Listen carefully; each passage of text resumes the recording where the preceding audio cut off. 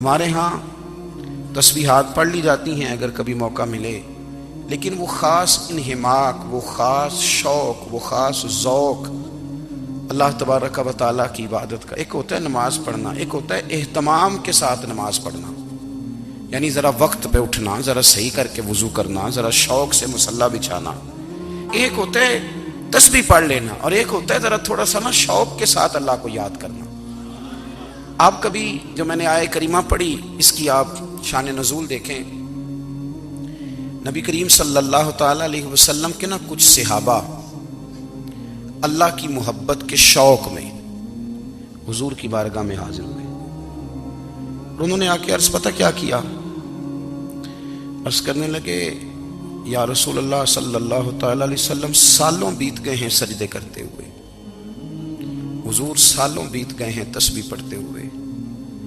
سالوں بیت گئے کہتے ہوئے کہ سبحان اللہ وہ پاک ہے، ہمیں سالوں بیت گئے یہ کہتے ہوئے کہ اللہ اکبر وہی سب سے بڑا ہے، سالوں بیت گئے کہتے ہوئے کہ الحمدللہ ساری تعریفیں اللہ کے لیے، سالوں بیت گئے اس کی تسبیح کرتے، تحلیل کرتے، تکبیر کہتے۔ حضور اب نہ ہمارا اپنے رب سے ملنے کو جی چاہتا ہے، کبھی اے حقیقت منتظر نظر آ نہ لباس مجاز میں، لاکھوں سجدے تڑپ رہے ہیں میری جبین نیاز میں۔ اور اقبال کہنے لگے کہ تیرے عشق کی انتہا چاہتا ہوں، تو میری سادگی دیکھ کیا چاہتا ہوں، میرا ذرا سا تو دل ہے مگر شوخ اتنا، میں وہی لن ترانی سنا چاہتا ہوں۔ میرا بھی دل کرتا ہے کہ اللہ میں تجھے کہوں میں تجھے دیکھنا چاہتا ہوں، جس طرح حضرت موسیٰ کلیم علیہ السلام نے کہا تھا، اور تو مجھے کہے کہ لن ترانی تو نہیں دیکھ سکتا، ذرا سا تو دل ہے مگر شوخ اتنا، میں بھی وہی لن ترانی سنا چاہتا ہوں۔ پھر کہنے لگے بھری بزم میں راز کی بات کہہ دی، بڑا بے ادب ہوں سزا چاہتا ہوں۔ دیکھو سب لوگوں کے بیچ ہی میں نے یہ کہہ دیا۔ میرے عزیز صحابہ نا شوق میں، کتنے سارے لوگ ہیں آپ، کتنی ماشاءاللہ بڑی تعداد میں آپ آئے ہیں،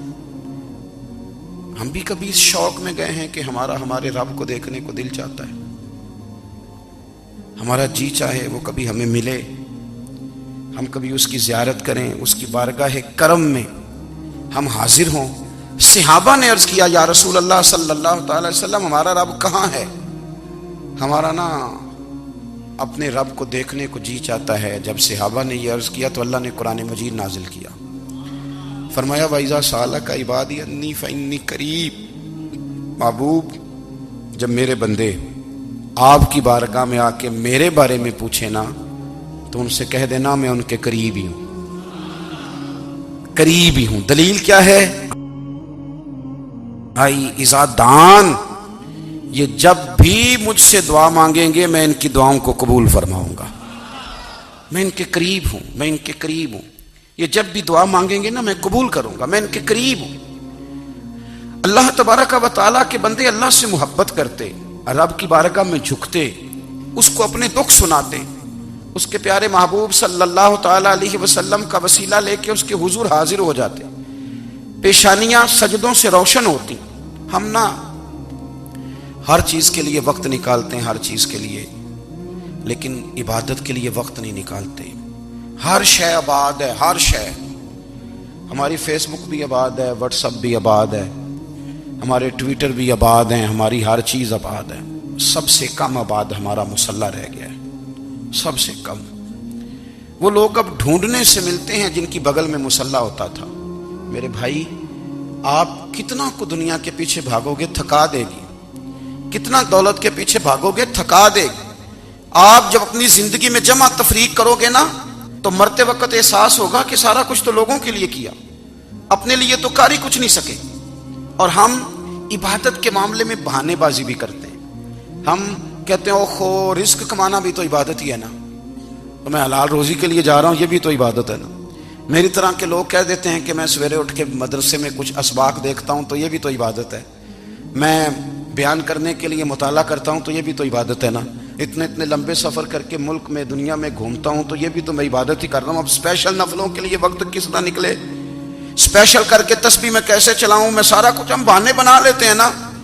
میرا سوال یہ ہے کہ یہ ساری باتیں صحابہ کو، نبی کریم کو، دیگر لوگوں کو بھی تو پتہ تھی نا، لیکن آپ غور تو کریں 23 سال حضور کو وقت ملا مختصر وقت ظاہراً تبلیغ کرنے کے لیے.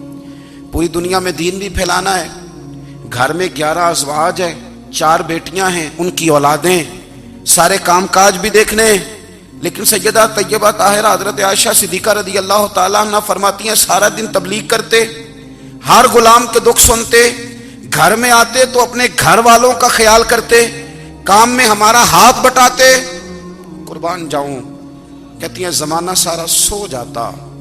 لیکن آمنہ کے لال مصلی بچھا لیتے. دنیا سو گئی، ساری